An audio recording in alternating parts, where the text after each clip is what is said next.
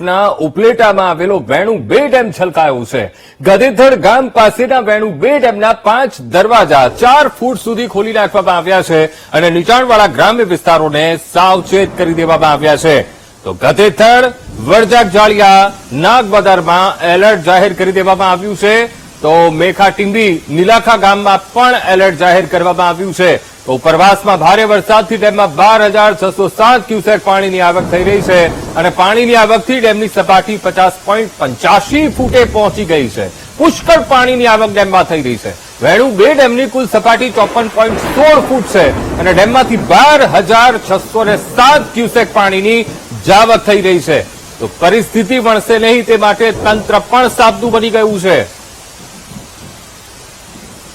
તો આ સુધી સંવાદદાતા વિક્રમસિંહ ફોનલાઈન પર જોડાઈ ગયા છે। વિક્રમસિંહ, રાજકોટના ગ્રામ્ય પંથકમાં વરસાદ અને વેણુ 2 છલોછલ ભરાઈ ગયો છે। નદી કાંઠાના લોકોને પણ એલર્ટ કરી દેવામાં આવ્યા છે। ગામોને અત્યારે શું સ્થિતિ, વિક્રમસિંહ?